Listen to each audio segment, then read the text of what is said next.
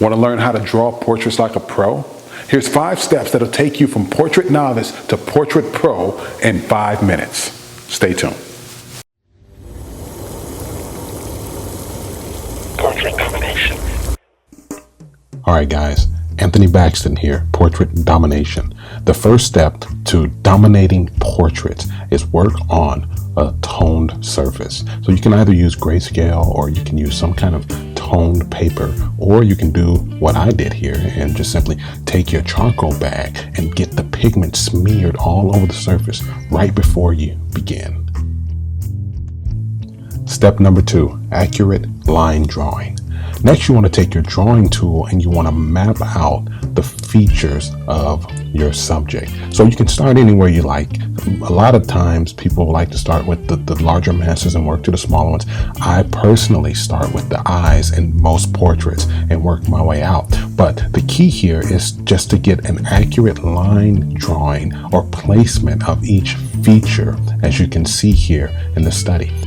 Once you get one feature placed, use that accurate feature and move on to inaccurate places.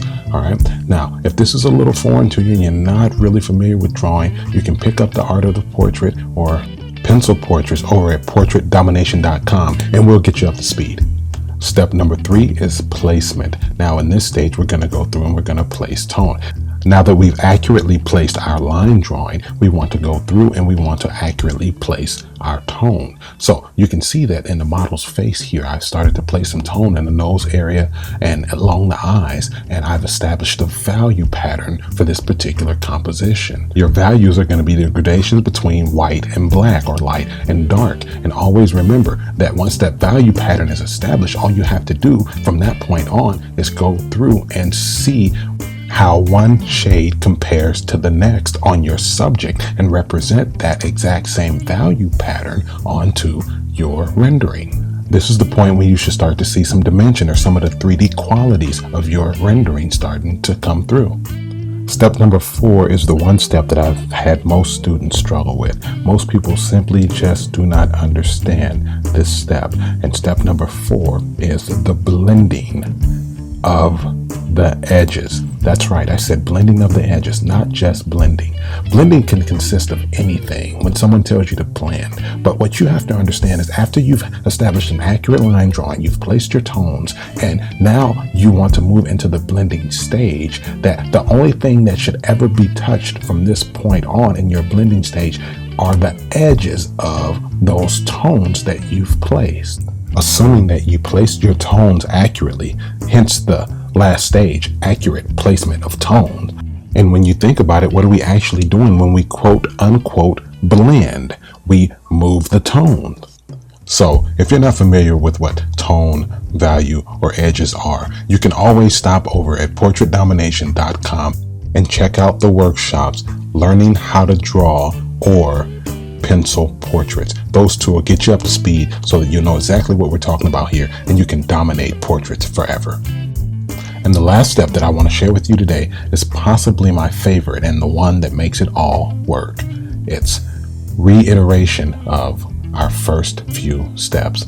So we go back over and we make sure that our accurate line drawing is still accurate. We go back through and we make sure that our accurate placement of tones are still accurate. And then we go through and we make sure that our blending of our edges are compatible with our composition.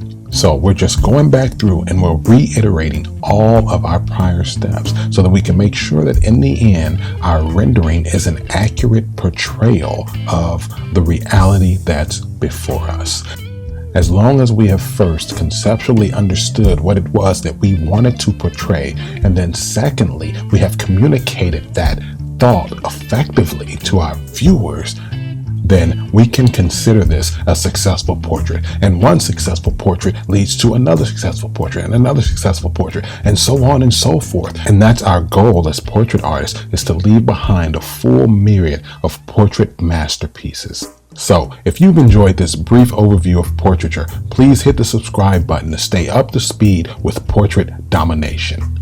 Also, head on over to portraitdomination.com for more tips and tricks that you'll need to dominate portraits for life.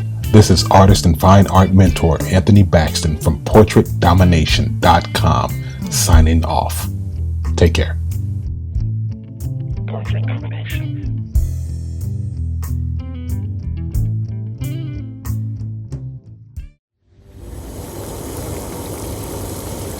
Portrait Domination.